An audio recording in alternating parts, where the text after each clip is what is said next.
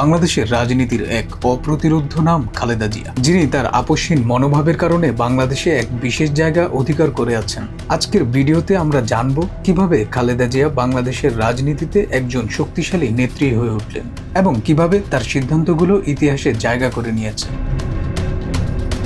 1981 সালে যখন বাংলাদেশের প্রথম সেনাবাহিনীর প্রধান জিয়াউর রহমানের হত্যাকাণ্ড ঘটে, তখন বিএনপির অবস্থা ছিল একেবারে দুর্বল। কিন্তু এক গৃহবধূ খালেদা জিয়া সেই সময় পদক্ষেপ নেন। 1982 সালে তিনি বিএনপিতে যোগ দেন আর খুব দ্রুত দলটির নেতৃত্বে উঠে আসেন।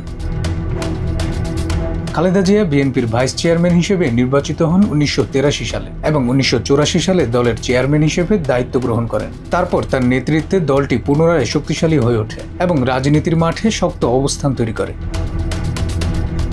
স্বৈরশাসক এইচ.এম. এরশাদের অধীনে 1986 সালে নির্বাচনে অংশ নিতে চেয়েছিলেন শেখ হাসিনা, কিন্তু খালেদা জিয়া তা বর্জন করেন। তিনি বুঝতে পেরেছিলেন যে রাজনীতিতে আপোষ করলে কখনোই প্রকৃত পরিবর্তন আসবে না। 1986 সালের নির্বাচনে অংশ না নিয়ে খালেদা জিয়া রাজপথে আন্দোলন শুরু করেন। এরশাদের পতনের জন্য একাধিকবার গ্রেপ্তারও হন, পুলিশের হাতে মারধরের শিকার হন, তবুও তিনি একবারও আপোষ করেননি। এই মনোভাব তাকে আপোষহীন নেত্রী হিসেবে প্রতিষ্ঠিত করেছে। 1990 সালের গণঅভ্যুত্থান, যার ফলস্বরূপ এরশাদের পতন হয়, সেটি ছিল খালেদা জিয়ার নেতৃত্বে চলা লড়াইয়ের ফল। তার দৃঢ়তা এবং সিদ্ধান্তের কারণে দেশ একটি নতুন রাজনৈতিক যাত্রার সূচনা করে।